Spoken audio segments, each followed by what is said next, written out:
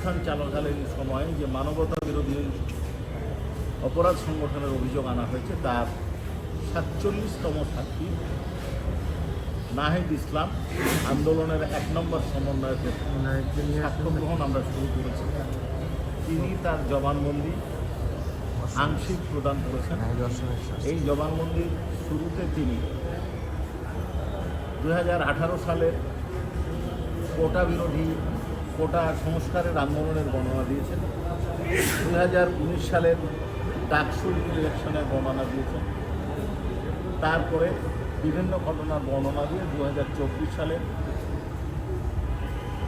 কোটা আন্দোলনের বর্ণনা শুরু করেছেন, যার কিছু অংশ অর্থাৎ ১৯শে জুলাইয়ের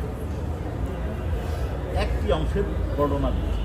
তিনি তার বক্তব্যের শুরুতে বলেছেন যে ২০১৮ সালে যখন কোটা আন্দোলন একটা যৌক্তিক পর্যায়ে পৌঁছায় তখন তৎকালীন প্রধানমন্ত্রী কোটা প্রথা সম্পূর্ণ বাতিল করেন এবং পরবর্তীতে একটা প্রজ্ঞাপনও জারি করা হয়। কিন্তু তার এই কোটা প্রথা বাতিলটা সদিচ্ছার প্রতিফলন ছিল না, এটা তারা বুঝতে পেরেছেন। পরবর্তীতে বিভিন্ন কারণে, তার মধ্যে দুটো কারণ উল্লেখ করেছেন।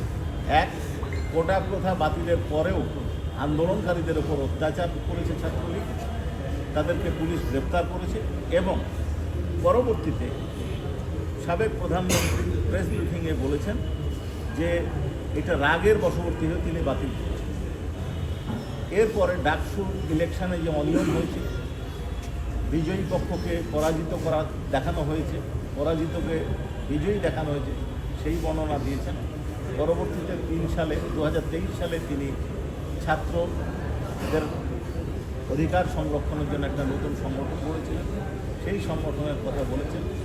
পরবর্তীতে যখন ৫ই জুন ২০২৪ তারিখে হাইকোর্ট বিভাগ কর্তৃক একটা রিটের প্রেক্ষিতে কোটা বাতিল করে যে পরিপত্র জারি করা হয়েছিল বা প্রজ্ঞাপন জারি করা হয়েছিল তা পুনর্বহাল করা হয়, তার প্রেক্ষিতে উনি ১ নম্বর সমন্বয়ক হিসাবে আন্দোলন শুরু করেন।